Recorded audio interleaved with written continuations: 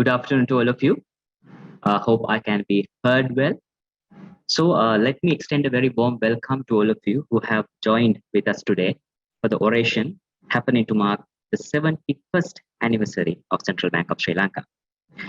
The Central Bank has been contributing towards the prosperity of this nation for 71 years since the inception, and that is what we celebrate here today.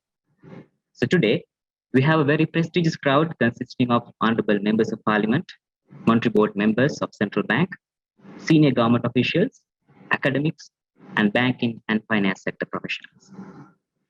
Now, while this oration being hosted on Zoom platform, we are broadcasting the same on Central Bank's official Facebook page as well.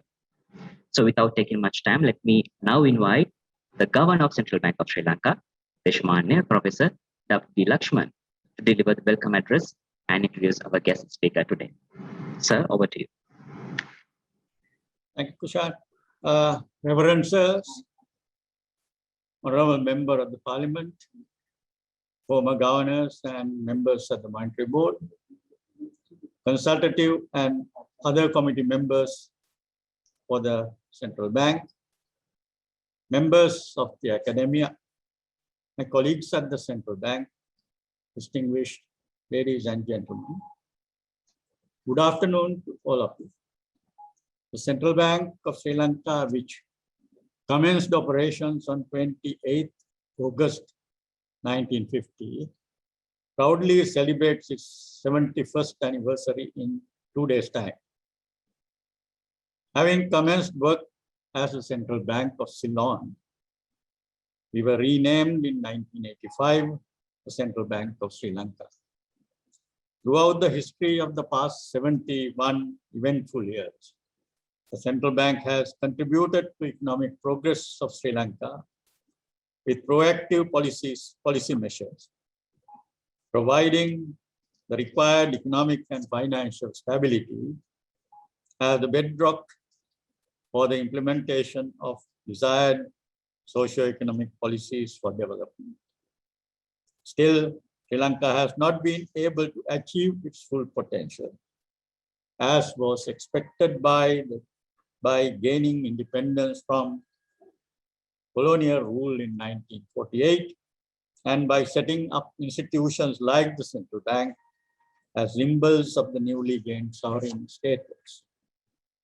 As the governing legislation, namely the Monetary Law Act of 1949, as amended later, lays down the objectives of the Central Bank as follows. The Central Bank is charged, I'm quoting, the Central Bank is charged with the duty of securing, so far as is possible by action authorized by the MLA Monetary Law Act, the following objectives, namely economic and price stability and financial system stability, with a view to encouraging and promoting the development of the productive resources of Sri Lanka. End of the quote.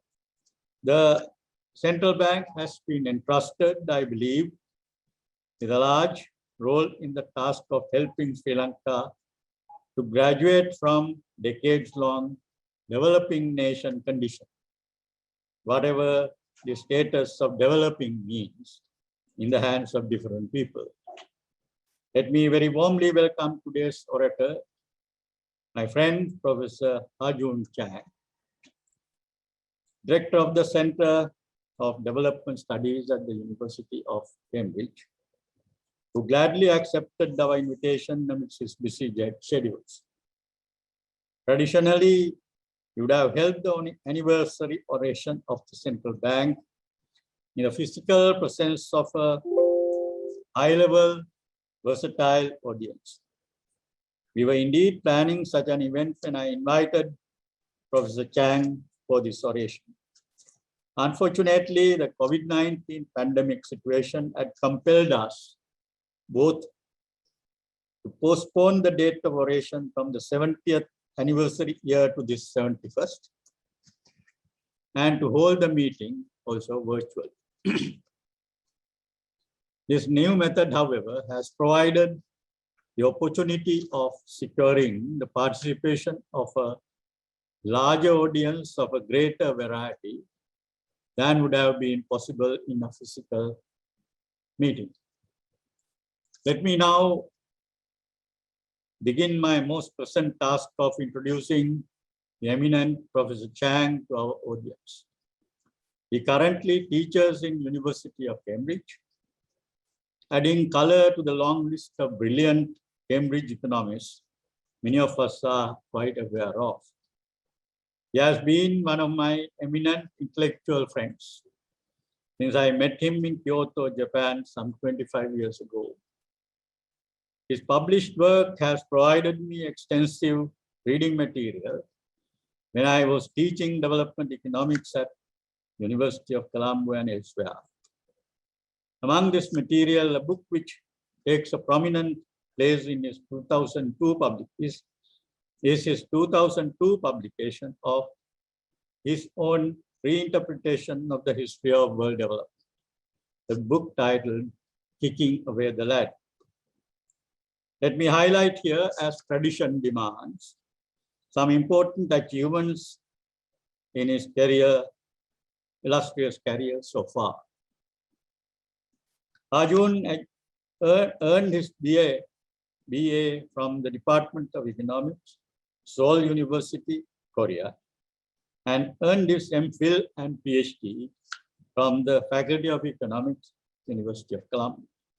He has been teaching in the same faculty since 1990. He has served as a member of the editorial board of Cambridge Journal of Economics since 1992, as a full editor until 2015, and as an associate editor since 2015. And is currently on the advisory board of many international journals. Supporting his academic activities further, Ha-Joon has worked as a consultant for numerous international organizations, including various UN agencies, UNDSA, UNCTAD, WIDER, UNIDO,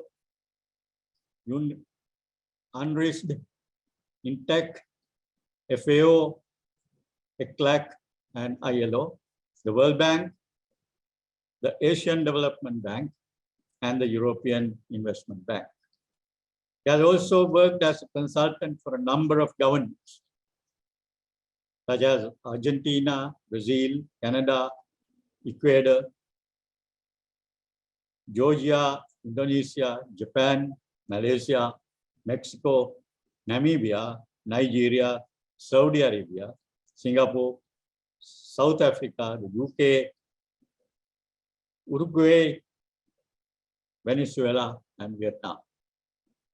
He is currently a member of the Committee for Development Policy at the United Nations and a member of the board of UNRISD, United Nations Research Institute on Social Development. He is a senior research associate of the US think tank SCPR, Center for Economic and Policy Research. He has published extensively, 16 authored books, 5 of them co-authored, and 11 edited books, 7 of them co-edited. Some of these books are widely read, reviewed, and extensively well known, making Ha-Joon a leading development theorist in the world today. His main books include the following better known ones: Expressing Views he is known for as a thinker with alternative theoretical perspectives in the political economy of development. I mentioned 5 books: The Political Economy of Industrial Policy, 1994, Kicking Away the Ladder, Development Strategy in Historical Perspective, 2002, Bad Samaritans, Rich Nations, Poor Policies, and the Threat to the Developing World, 2007, 23 Things That They Don't Tell You About Capitalism, 2010, and finally, Economics, The User's Guide, 2014. His articles are numerous in journals, including Cambridge Journal of Economics, Cambridge Journal of Regions, Economy and Society, Development and Change, European Journal of Development Research, International Organization, Journal of Development Studies, Journal of Institutional Economics, Journal of Peasant Studies, Journal of Post-Keynesian Economics, and World Development on issues such as the following: theories of the state and the market, institutions and development, globalization, trade and industrial policies, the East Asian economy, international migration, and agricultural policy. His writings have been translated or in the process of being translated into 42 languages and published in 44 countries. His books have sold nearly 2 million copies worldwide. On a personal note, I have got my students to translate his Kicking Away the Ladder into Sinhala. When I was at University of Colombo some 20 years ago, for the benefit of Sinhala medium students, and used it at that time for that purpose in unpublished form. Most importantly, Professor Ha-Joon is a winner of the 2003 Myrdal Prize, awarded to his book Kicking Away the Ladder. This was by the European Association for Evolutionary Political Economy, and the winner of, jointly with Richard Nelson of Columbia University, of the 2005 Leontief Prize for Advancing Frontiers of Economic Thought, awarded by Tufts University. A prize whose winners included Nobel laureates Amartya Sen, John Kenneth Galbraith, and Albert Hirschman. As I have already alluded, Ha-Joon is currently one of the leading theorists in political economy of development, with views that are different from and alternative to accepted economic theories about economic development. I hope he would come up with his fresh thinking about the nature of structural transformation Sri Lanka needs today, so that we would also begin to see things differently. With that, I warmly welcome all of you in the virtual audience to this 71st Anniversary Oration of the Central Bank, under the theme Why Sri Lanka Needs Structural Transformation and What Can the Central Bank Do to Help It. Thank you, and let us provide you the opportunity you were eagerly expecting, namely to listen to Professor Ha-Joon Chang. Over to you, Ha-Joon. Thank you, Professor Lakshman, for that very generous introduction. And thank you, everyone, for coming to listen to me. I'm sitting in my native country, South Korea, which actually gained full independence in the same year as Sri Lanka. We were liberated from the Japanese in 1945, but there was a 3-year period of trustship jointly by the US and the USSR in the north and the US in the south. So our own government was actually established only in 1948. So the two countries share the birth, maybe not day, but birth year. And it gives me the great pleasure to address a nation who is known for its educational achievement and institutional development. But I must point out that the two countries have diverged quite a lot in terms of economic development. Let me share the screen with you.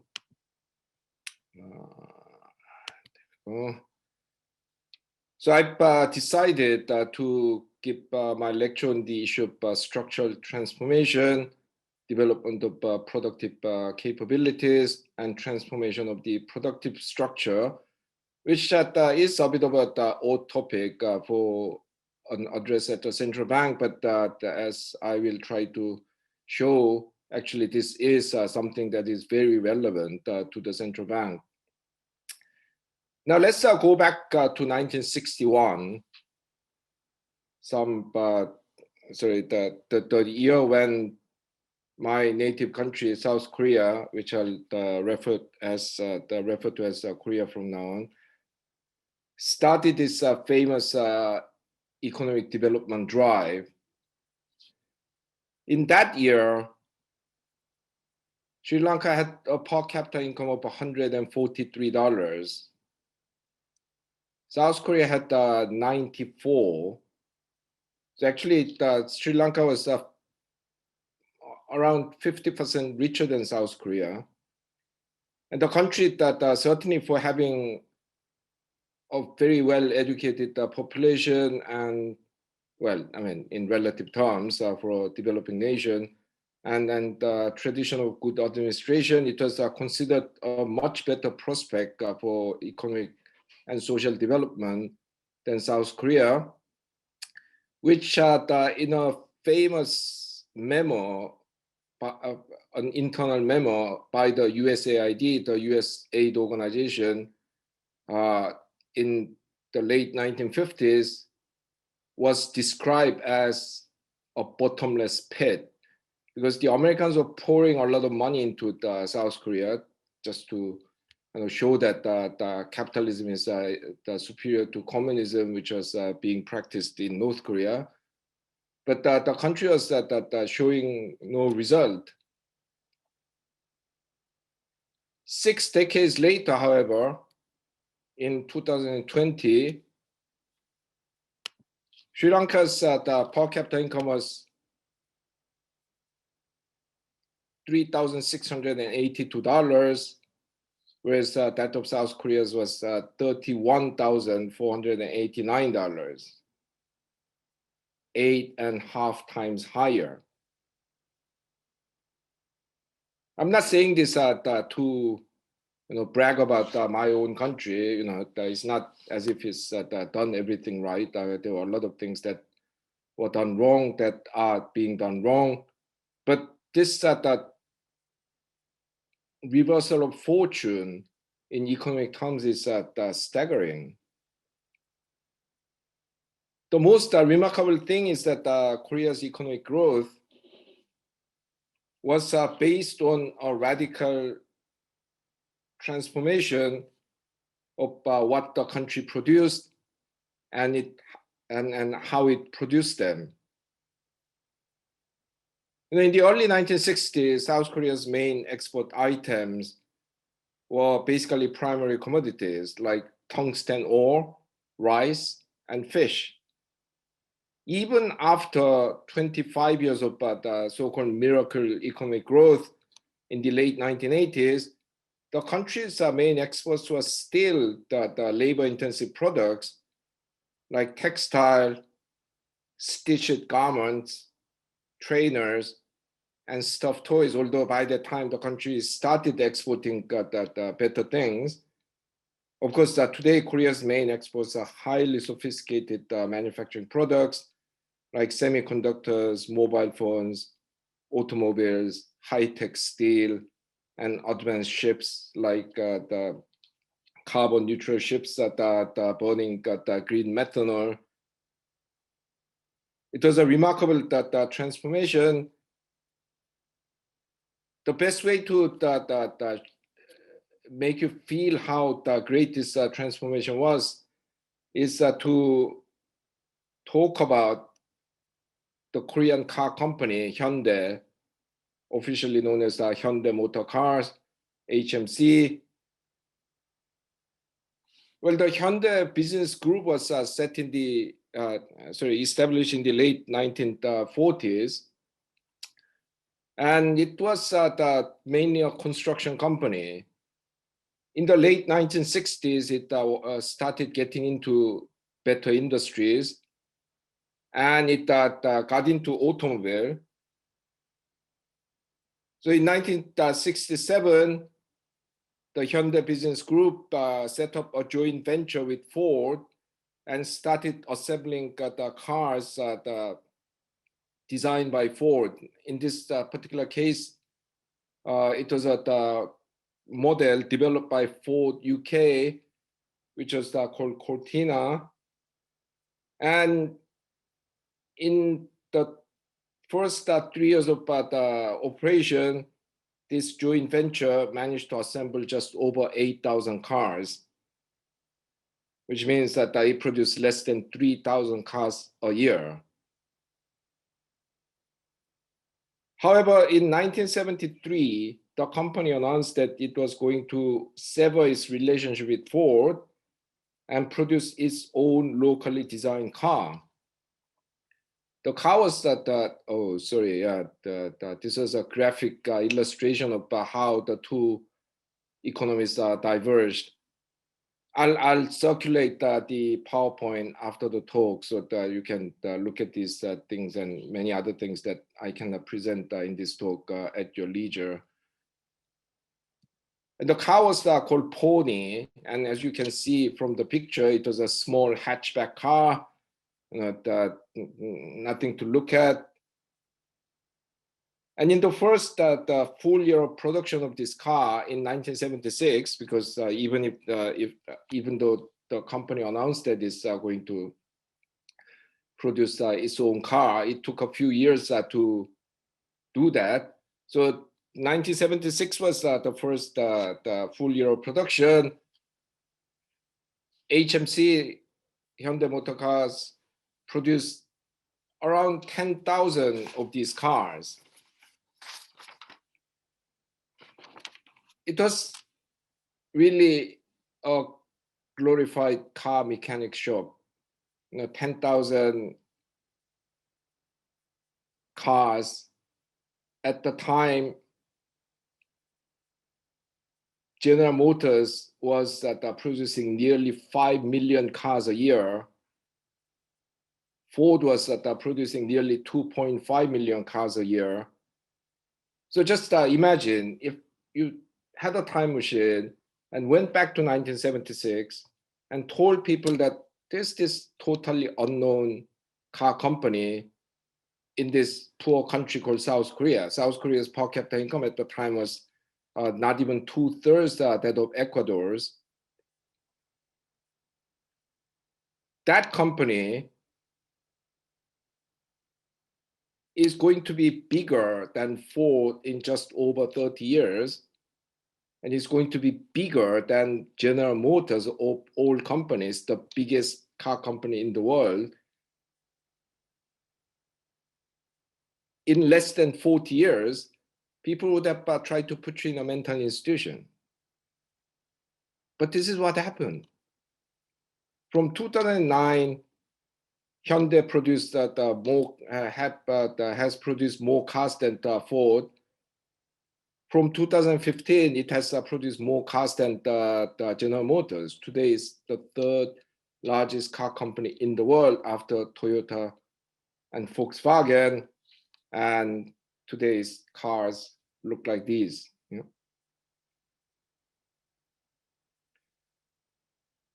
Of course, this transformation was not achieved by the company alone. It was a national effort. The Korean government, through its famous trade and industrial policies, protected and promoted the auto industry. So the import of all foreign cars was banned until 1988. And the import of Japanese cars was banned until 1998, while majority foreign ownership in the industry was banned until the late 1990s. The government also provided subsidized credit through state-owned banks. Actually, all banks in South Korea were owned by the government until 1983, and until the early 1990s, the government owned a lot of banks and also put even privately owned banks under very strict regulations, so that they were basically part of the transformation effort, rather than just a guardian of macroeconomic stability. And of course, in return for the support, the company had to deliver results. They had to export, they had to increase the local contents, they had to train their workers, they had to invest in research and development. When you use these protectionist policies, what often goes wrong is that the protection and subsidies are unconditional. Whatever you do, however inefficient you are, you'll be kept being supported, and that's why it often fails. But in this case, the government made sure that Hyundai and other companies that were getting this government support through protection subsidies and other measures had to perform, had to increase their performance. And yeah, as that you have already guessed, the automobile isn't just the only sector in which Korea has managed to transform through the combination of private sector entrepreneurship and government policy. Semiconductors, steel, shipbuilding, display screen, mobile phones, petrochemical, all of these were products of joint private-public efforts. Now, when I give these examples, many people say, "Oh, yeah, but Korea and before it, Japan, they are exceptions." All the other rich countries have developed through free trade and free market policies. So, don't try to persuade other countries to use the policies that Korea and Japan used, because they are the exceptions. And the US, before the Britain, France, Germany, everyone that has become rich did it through free trade, free market policies. But the truth is that starting with 18th century Britain, virtually all of today's rich countries developed their economies by using policies like protectionism, regulation of foreign direct investment, government subsidies, state-owned enterprises, lax imposition of intellectual property rights. And it all starts with this man. Until the 17th century, Britain was a backward economy dependent on raw wool exports to the Low Countries, or what are the Netherlands and Belgium today, especially Flanders in Belgium. These countries are actually at the time the high-tech manufacturing centers of Europe, because at the time the most high-tech industry was woolen manufacturing, making clothes from sheep's wool. And Britain grew a lot of sheep, but it didn't have the necessary technologies to process them into textiles, so it exported the raw material to those countries. And we all know how raw material producers get the raw deal, because they get only a very small slice of the final value. So when this man, Robert Walpole, the so-called first prime minister of Britain, actually he was called chief minister, but he was effectively the first prime minister, so that we call him the first prime minister. When this man came to power in 1721, he introduced a raft of policies in order to promote the British industries, especially woolen manufacturing industries. I don't have time to go into the details, but if you actually look at the history of the time, I was actually shocked to find this. A lot of policies that I thought were invented by the Japanese government officials in the 1950s, they were invented either by Walpole or invented even before him, and then kind of seriously magnified and implemented by Walpole. So that if you look at the policies that Walpole's government used to promote British manufacturing, they are very similar to what have become known as the East Asian industrial policy. And between the Walpole's the policy reform and the mid 19th century, actually the turning point was the 1950s. I mean, the data are sparse for the earlier period, so you cannot quite see it here, but basically between the early 18th century when the Walpole introduced all those policies and the 1850s, Britain was literally the most protected nation in the world. Now, in the graph, R means there are some data, but that they are too sparse for us to be able to calculate average. NA means that data that's simply not available. And yeah, some of you might be wondering, hang on a second, that guy, what is he talking about? You know, that we know that he's lived in Britain for over 30 years, but how can he call these 15 countries the world? But actually, in terms of tariff setting, this is just about the world, because until the 1920s and 30s, most countries were colonies, and even the countries that were nominally independent were subject to what are known as the unequal treaties, which deprived them of the right to set their own tariffs. Yeah?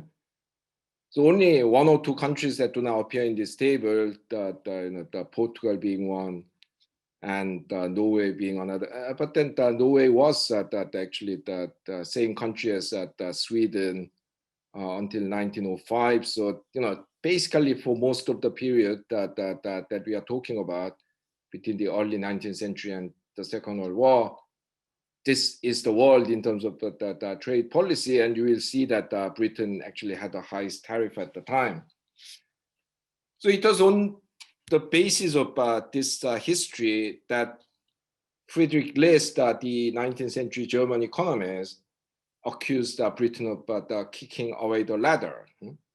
So what is he saying in this quote? He's saying, look, Britain keeps telling us, the Germans and the Americans, to use free trade.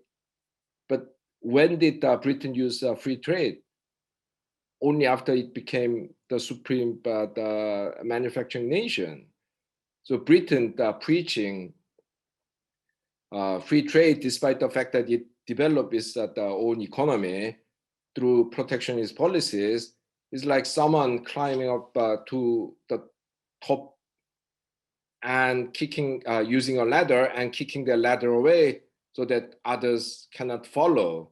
You don't need to read the quote now. It's all summarized. Of course, you are most welcome to read it after that.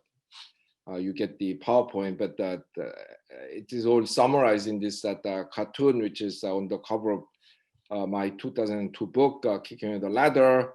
So you become rich using protectionist policies, and then you tell other countries not to do it. Even more interesting is the United States, because if Britain was the first country to have developed its economy by protecting its immature industries against superior foreign competitors, the first country to have theorized the practice is the United States. And the person who did that is an American who is so famous that most of you, actually most people who have handled dollar bills know what it looks like, even though people really don't know who he is. It's this guy, Alexander Hamilton, the first ever Treasury Secretary, or what would be called the finance minister in other countries of the United States of America. Now, Hamilton was Washington's right-hand man throughout. He became the US Treasury Secretary in 1789 at the outrageously young age of 33. You know, the US went independent in 1776, but there was no federal government until 1789. And when it was set up, Hamilton was made the Treasury Secretary, Jefferson was made the State Secretary, and so on. And upon becoming the Treasury Secretary, Hamilton prepared this report that he submitted to the US Congress in 1791, called the Treasury Secretary's report on the subject of manufacture. And in it, he actually theorized that in the same way that we protect and nurture our children until they grow up and can compete with others, the government of an economically backward nation should protect and nurture its young industries until they grow up and can compete with superior foreign competitors. And actually, he called this industries in their infancy. So he basically even invented the term of infant industry protection. But actually, for those who like that kind of stuff, you can go on the internet and download that report. And I actually dare call it the first ever development planning document in human history, because he wasn't just talking about the tariffs and trade protection. He was talking about the infrastructure investment. He was talking about the development of the banking system. He wanted to set up quasi the central bank, in the name of the Bank of the United States. He wanted to develop the government bond market. He wanted to develop the transportation system. It was quite a visionary document, considering that this is written not even in the 19th, but in the 18th century.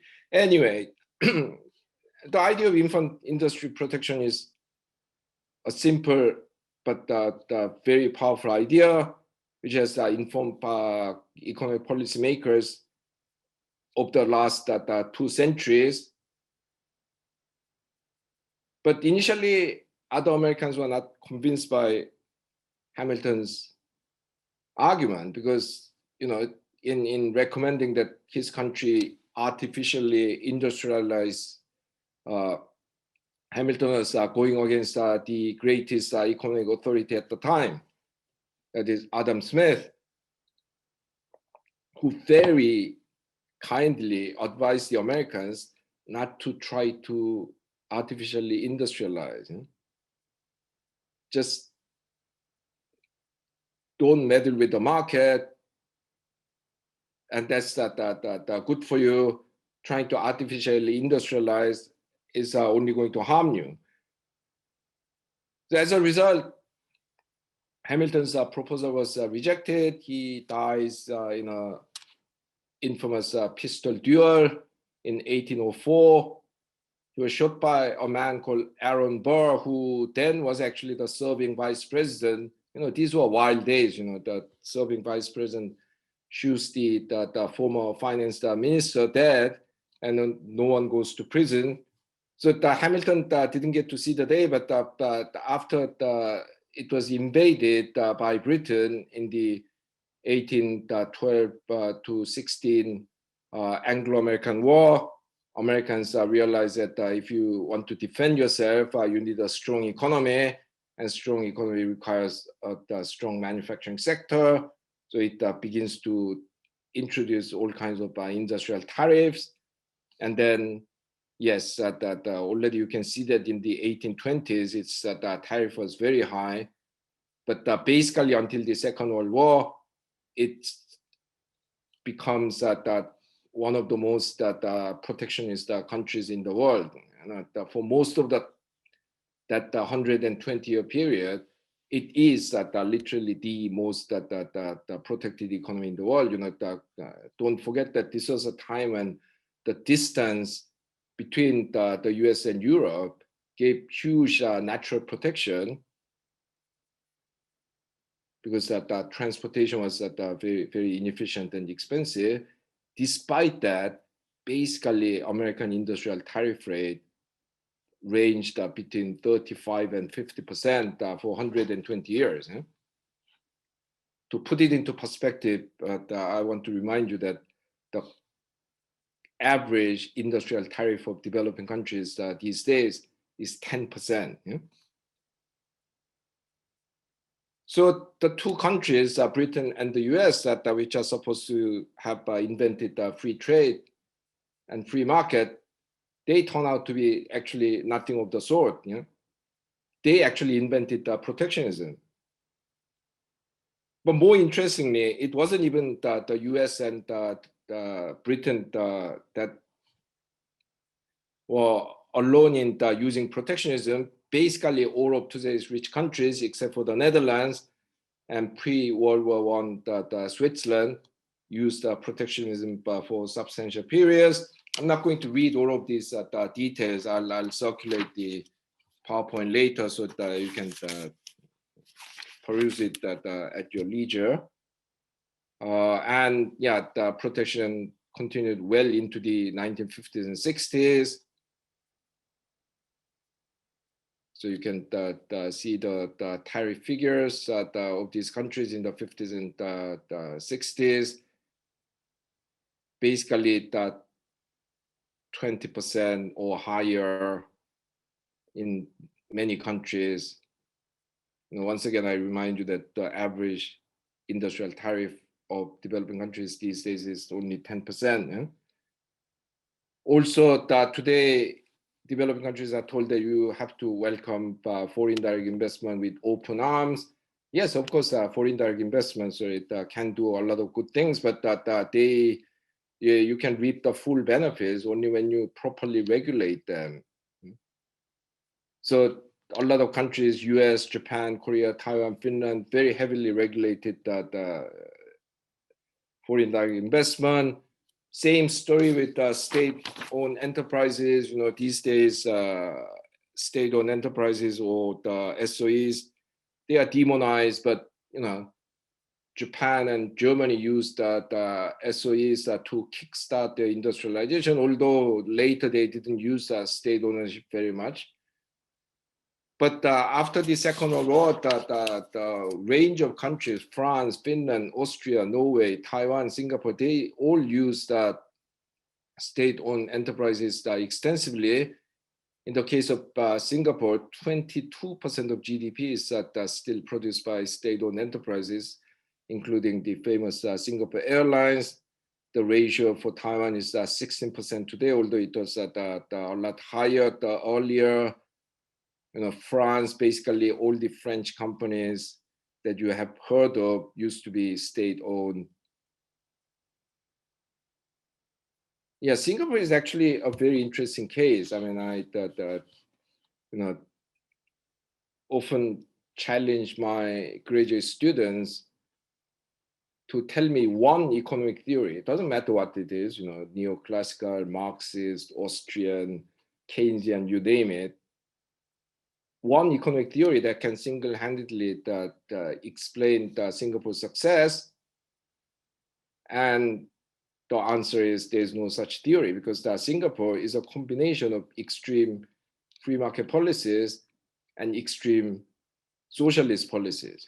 So on the one hand, it has free trade, it welcomes foreign direct investment and relies very heavily on it, although when it comes to attracting foreign direct investment, it has a very targeted strategic approach. I mean, it's not one of those countries which say, well, come and do whatever you want, we'll charge you very little tax. They target the industries and firms even that they want to attract, and provide a custom-made support package in terms of factory location, the labor skills, and so anyway, I cannot go into that. But at the same time, Singapore is extremely socialist. 90% of land is actually owned by the Singapore government. 85% of housing is provided by the government owned housing corporation called the Housing Board. And I have already told you, that 22% of GDPs are produced by state-owned enterprises. So, a perfect example of life being stranger than fiction. If you ask someone to invent a well-working economy on the basis of certain economic theory, no one could have come up with Singapore. And again, if you look at the individual cases, you realize that the most successful countries are pragmatists. They are not hung up on some ideology, whether it's Marxism or free market or Keynesianism. They will use whatever they need to use. They'll use whatever they think is going to be good for them.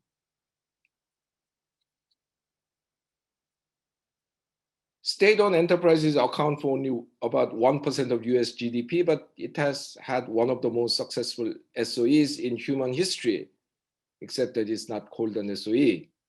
It's called the US military. It's actually amazing. At the foundation, at the initial development of almost all technological areas where the US has international leadership today, were the US military. Computer, internet, GPS, touchscreen, so many of these technologies were initially developed by the Pentagon. These days that's a bit known, but very few people know that semiconductors were initially developed by the funding from the US Navy.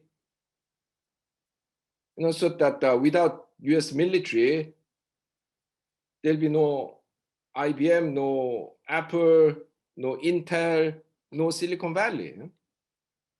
So this kind of IT sector, which is supposed to be the product of unrestrained private entrepreneurship, but is actually something that has been initially created by the government funding and intervention. Hello? Sorry. Someone is trying to say something. Okay. And similar story with intellectual property rights. I'll leave it to look at it later. So basically, the historical lesson is clear. In order to achieve a significant and sustained increase in living standard, a country needs to transform its productive structure and the productive capabilities that support it. And this transformation requires an active role of the state in taking actions to protect local producers from superior foreign producers so that they can have the space to absorb superior technologies and increase their productive capabilities. And as I have reminded you, this works the best if the government constantly monitors and puts performance requirements. I mean, this is a one-sided support that rarely works.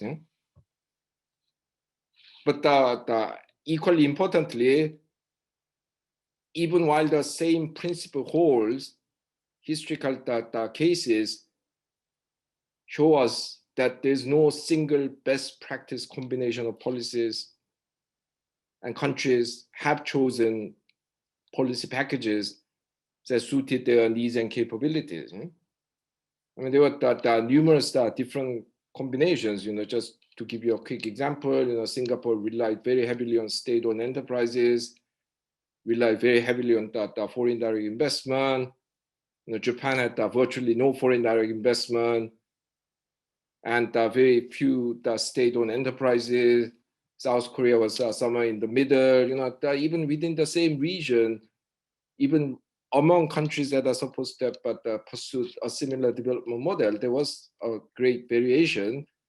So, this idea that there's one best practice of whatever it is, industrial policy, central banking, institutional development, you name it, I think that idea is very dangerous.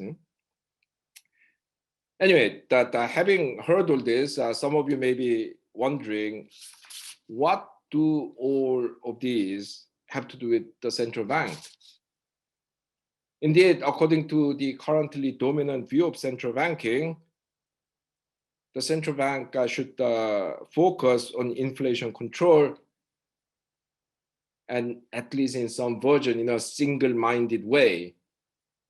Everything inflation control trumps everything, although there are central banks which do not go to that extreme. At most, this view will say the central bank should engage in prudential regulations so that the economy is protected from excessive risk-taking. And indeed, in this view, there is actually no room for the central bank to play a role in the structural transformation and productive capabilities development. But actually, if you look at, once again, historical experiences, the examples from countries like France, Belgium, Italy, Japan, Korea, and Taiwan, I mean, unlike the protectionist policies, this type of central banking was less widespread, but at least there were some countries which have been economically very successful, which pursued a rather different type of central banking. So these banks restricted speculative international financial flows, thereby making the business environment more stable, which is important for long-term investment. This also contributed to preventing currency overvaluation, which is detrimental to export and therefore the ability to import more advanced machines and raw materials necessary for economic development. So control over the speculative external flows is something that is very important for economic development because it gives the nation a stable economic environment that encourages long-term investment and structural transformation, and that it prevents currency overvaluation, which is important in export success and importation of advanced technologies and therefore economic development. These central banks also kept real interest rates low, sometimes even negative for periods, in order that longer term oriented investments become more attractive. But to ensure that these low interest rates do not lead to excessive inflationary pressure, these banks restrained lending to less productive and more speculative sectors, such as real estate and consumer loans. Some of these banks also influence sectoral lending allocation in accordance with overall industrial strategy. So requiring low reserves for lending to priority sectors, supervising the allocation of loans made by commercial banks, rediscounting bills at lower interest rates for the priority purposes. And last not but least, these central banks capitalized and supported development banks, which provided long-term financing for transformative projects. So they were lending to these development banks at favorable rates. They were buying their equities and securities. And in this way, even though it didn't get itself directly involved in industrial policy, it supported these banks, development banks, that were part of this transformative projects.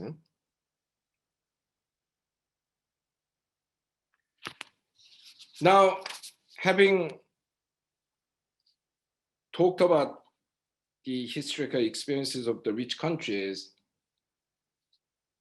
I cannot avoid a question that is very frequently asked when I give this kind of presentation, which is that yeah, that may have happened in the past, but the rules were different. I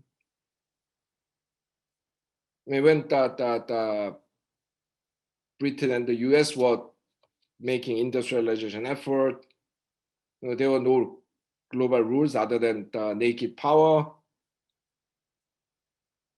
In the 50s and 60s and 70s, when countries like Japan and Korea were developing, global trading rules were minimal and very permissive. But with the advent of the WTO, or the World Trade Organization in 1995, and the proliferation of the free trade agreements and bilateral investment treaties, developing countries do not have the necessary policy space, even if the kind of policies that you recommend, Professor Chang, are good ones. Yeah? Well, once again, I will circulate the PowerPoint so that you can look at the details, regarding tariffs and subsidies and regulation of FDI and so on. But basically, I can tell you that even though the policy space available for developing countries is admittedly smaller than in the 60s and 70s, there are still quite a lot of trade and industrial policy measures that countries can use without fear of punishment,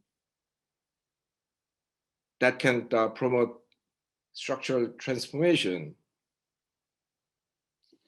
unless they sign bilateral agreements with the US, or to a lesser extent with the European Union. Yeah? I mean, once you sign the bilaterals, things get difficult. But the WTO regime actually provides a lot of space to do many of the policies that I have talked about. Yeah? There are some things you cannot do anymore, but a lot of things you can do. So I sometimes joke that the WTO has become the best friend of lazy government officials in developing countries. You know? Because when your minister tells you, oh, Mr. So-and-so, why don't you look into that using these kind of things? All you have to say is, oh, minister, that's banned by the WTO, I'm sorry. The minister is not going to run to the library, go through 800 pages of WTO rules, dig up all the precedents, and come to you and say, no, actually you can do it. The Ecuador has done it in 2013. Yeah? Uzbekistan did it in 2016. That's not going to happen. So, it becomes a very convenient excuse not to put in hard work. Yeah?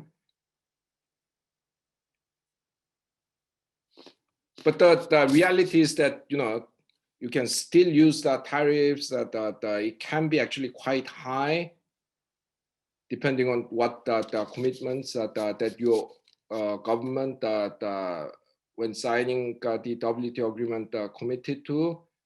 Of course, as I said earlier, there is a lot of explicit and implicit pressure for developing countries not to have high tariffs. So a lot of countries are not even using what is allowed in the WTO, thereby the tariff rate resulting in average 10%, when a lot of countries have not actually bound their tariff rates. Even the ones that have bound their tariff rates bound them at 20%, 30%, or even higher. So, I'm not saying that nothing has changed, that things have become more difficult, but, you have to know what is allowed, what is possible, if you want to use the policies to help transform your economy. Same story with subsidies, and regulation of the foreign direct investment.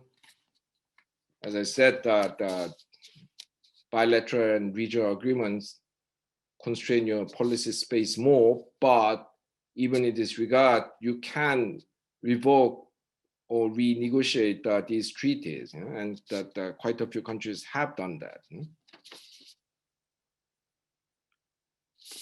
Well, if you want more details, this is a report that I authored with two of my junior colleagues for the United Nations Economic Commission for Africa back in 2016. It has half a chapter that actually goes through almost item by item what you can do and what you cannot do under the WTO rules. So if you're interested, you can download it for free and take a look at it. The relevant part is that chapter 5. In this report, we also discuss how, despite the recent shrinking of policy space, a range of developing countries with very different conditions have achieved successful structural transformation in a range of industries. So we all know about China, which has used measures similar to what the rich countries have used in the past to develop its industries in a whole range of areas. But other countries have done it. I mean, more narrowly, less successfully than Japan or South Korea and China, but they have done it. And we in the report discuss a selection of countries regarding a selection of industries. So we talk about agro industries in Brazil. Actually, Brazil has achieved a lot more than that. It has become, very successful in the aircraft manufacturing, Embraer, which started out as a state-owned company and then privatized, and then that became the third largest aircraft manufacturer in the world after the Boeing and Airbus, although it's tiny compared to the Boeing and Airbus. But when the Canadians and Dutch and everyone had to shut down the aircraft industry, Brazil survived. Brazil is a leader in the deep sea drilling through the state-owned petrochemical company Petrobras. We talk about the salmon, wine, and other agro industries in Chile, aluminium in the United Arab Emirates, Malaysia, palm oil related industries. When the synthetic rubber was developed, the Malaysian economy is almost destroyed, as you know. I mean, there's some similarity with Singapore in that regard. It was initially filled with rubber plantation that developed with the rubber plants stolen from Brazil by the British. So when that declined, Malaysia got into palm oil, but it didn't just grow palm oil, but developed a lot of processed palm oil products. It has had that certain degree of success in the electrical and electronics industries, and in the development of all these industries, in some cases more, in some cases less, the government played a very important role. Even more interesting is the fact that even some of the poorest countries have had some success in industrial policy, despite inadequate administrative capabilities, the global restrictions on industrial policy measures, and increasingly hostile ideological environment. So Vietnam has successfully developed the apparels industry, shipbuilding industry. Uzbekistan, which actually, unbeknownst to most people, has been the best performing former Soviet republic. They developed the automobile industry through, I mean, of course, far less successful than the Korean one and so on, but still it has carved out a presence in the automobile industry through a combination of private entrepreneurship and government industrial policy. Ethiopia, of course, is suffering from ethnic conflict these days, but its government has been very successful in developing the leather industry, textile and garments, flowers, cement, and these are all the only ones that we talk about in the report. I mean, the airline industry is another huge success story. The Ethiopian Airline, which is a state-owned company, the Rwanda has had some degree of success in ICT-based services and high-end tourism.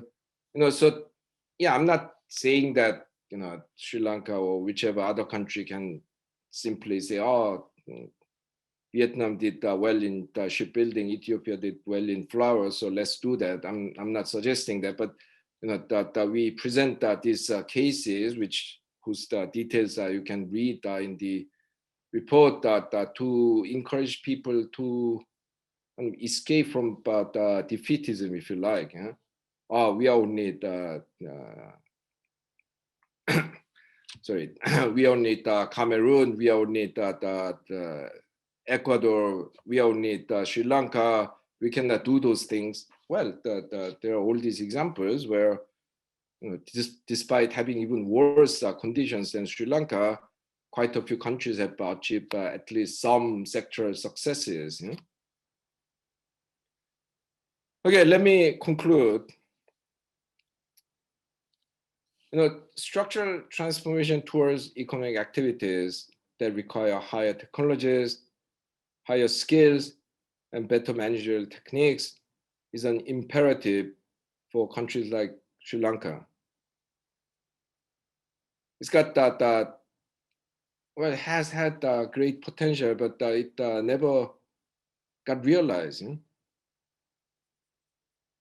You need to rethink the long-term structural issues. Don't get me wrong. I'm not one of those people who say, oh, that any poor developing country can get into high-tech industry if you have a sufficient government support. No, I mean, these things require long stretch of investment in research, worker skills, managerial skills, and so on. Take the case of the economic processing zones. I mean, I understand that Sri Lanka also had was also quite initially prominent in export processing zones from the 1970s. South Korea and Taiwan got there earlier from the 60s. But yeah, initially they were doing the lowest of the lowest jobs. So that they were making the wigs one of the biggest exports of South Korea in the late 60s and early 70s was the wigs. I mean, apparently at the time, I don't know how it's made now, but the wigs required workers planting each strand of hair on whatever you are putting on your head when you're wearing a wig. It was extremely labor intensive, so it could be done only in countries with very low wages like Korea and Taiwan. That we made stitched garments like the Bangladeshis do these days. We made trainers. We stuffed toys. We assembled the cheap transistor radios for Japanese companies and cheap TVs for American companies. Yeah, so you have to start with those things. But what distinguishes Korea and Taiwan from other countries that had free export processing zones is that they then use the proceeds of these zones to develop better industries. The ultimate example of this is the fact that when RCA, the American TV company, which almost single-handedly invented color TV, went bankrupt, a big chunk of it was bought by the Korean electronics company LG, one of whose initial ventures was assembling black and white, not even the color TVs for RCA. So the lowest the guy in your the value chain, you know, that 40 years later buys up the big chunk of you. Yeah? So, you know, I'm not creating this false impression that, oh yeah, that as far as you want to do these things and have enough willpower, enough financial support, any country can get into anything. Yeah?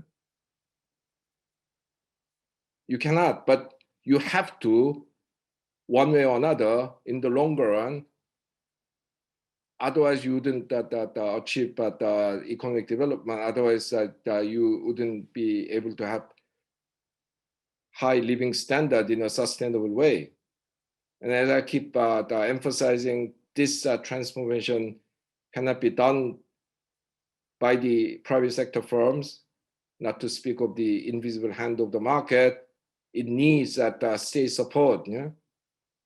On the other hand, it cannot be done single-handedly by the government. I mean, that kind of centrally planned economy doesn't work. Yeah? So you need that productive private-public partnership. You know, unfortunately these days, this idea of private-public partnership (PPP) is used as an excuse to hand over money to your friends. But you know, I'm talking about genuine partnership committed to long-term structural transformation. Yeah? And in doing all this, I would like you to rethink the role of the central bank. Because contrary to the common belief, the central bank can